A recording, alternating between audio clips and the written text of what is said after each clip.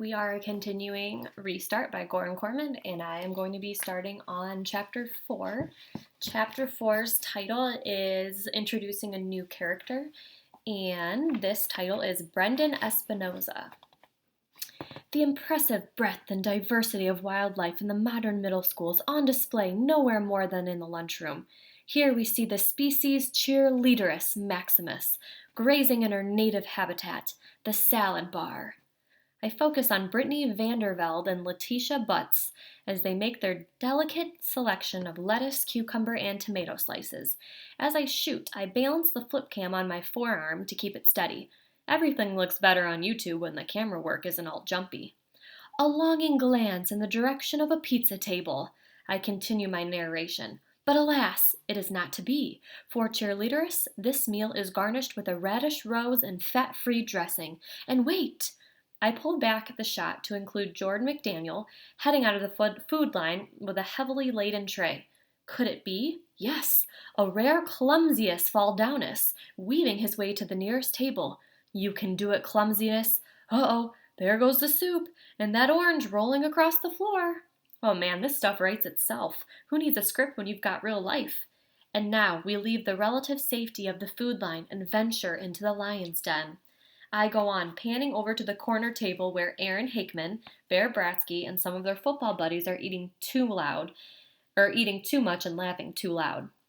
This is the land of the carnivores where lesser animals fear to tread. Don't I know it? I'm filming on maximum zoom, even though it's bound to be a little bit blurry. I sure don't intend to go any closer and get fed my own video camera. But where's their leader? The apex predator?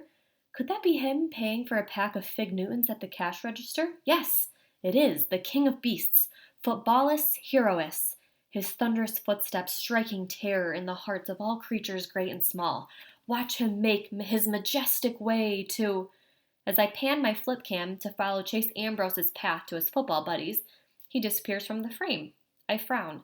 He's not going over there. He's headed somewhere else. I get him back into the shot and struggle to continue my voiceover. But wait! Mighty Footballus has changed direction. He's taking his mighty self to a different table. For reasons known only to his supreme mightiness, he's coming... Oh my gosh, he's coming here. I whip the camera away fast enough to leave a trail of burnt air hanging in the cafeteria. He's right opposite of me, larger than life, holding his tray over my table. Why is Chase Ambrose coming anywhere near lowly me? Does he know I'm making fun of him and his friends in my YouTube videos? If so, I'm dead. No ifs, ands, or buts. My last interaction with him was the time he and his Neanderthals stood me against a tetherball pole and played an intense game, the rope whipping me around until I was trussed up like a turkey. I'd probably still be here if the sanitation workers hadn't come to empty the dumpster that day. Actually, I'm lucky I wasn't in the dumpster. Those jerks bullied Joel Weber so badly that his folks finally sent him to a boarding school. Is anyone sitting here? Chase asks. I glance up, expecting to get a face full of something. He's standing there, looking like he's never laid eyes on me before. My mind screams, "Red alert! Red alert!" But aloud I say, "Help yourself." He takes a seat and then actually spreads his napkin across his lap, just like a civilized person. Although I look down on my own lap, no napkin, and probably none on any lap in the entire cafeteria. This is the weirdest thing that's ever happened, unless... Could the rumors be true? It was the biggest news in town that the great Chase Ambrose fell off his roof and landed on his head this summer.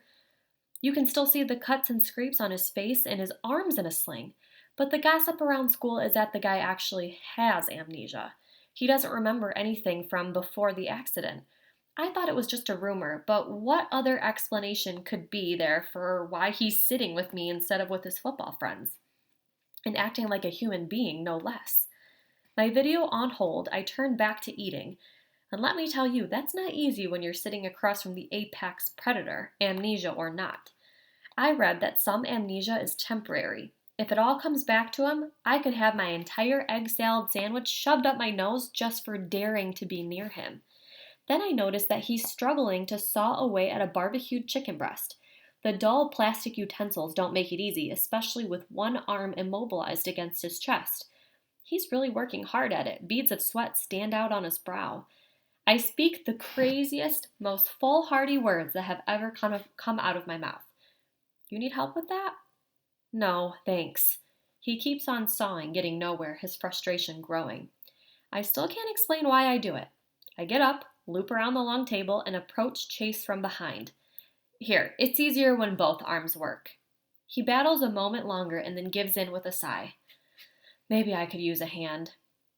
So there I am, in the middle of the cafeteria, hunched over the apex predator, cutting up his chicken. At one point, Shoshana Weber passes by and shoots me a look that perfectly combines shock, amazement, and disapproval. Or maybe she's just trying to figure out why I'm sawing at his food instead of his carotid artery. I finish, put down the knife, and hand him back the fork. Thanks, he says sheepishly. No big deal. I return to my side of the table, sit down, and hit the floor hard. A chorus of laughter explodes all around me. That's when I notice I'm surrounded by football players. Bear puts my chair down on top of me, trapping me under it. Chase, man, you're at the wrong table, Aaron exclaims. Come with us. We saved you a spot. They practically kidnap him and drag him to the lion's den. A few seconds later, the chair is lifted off of me and somebody hauls me to my feet. Chase. Sorry, he says, looking uncomfortable. Come on, man, over here, comes a volley of shouts. He hesitates. They're your teammates and your best friends, I tell him, because maybe he doesn't remember. Right. If I didn't know better, I'd think he wasn't that thrilled with the idea. Back in my seat, I take out my camera and realize that the video has been running the whole time. There's no picture, obviously, but the audio is all there. I might listen to it later just to prove to myself that I've had a close encounter with Chase Ambrose and lived to tell the tale. And that is chapter 4.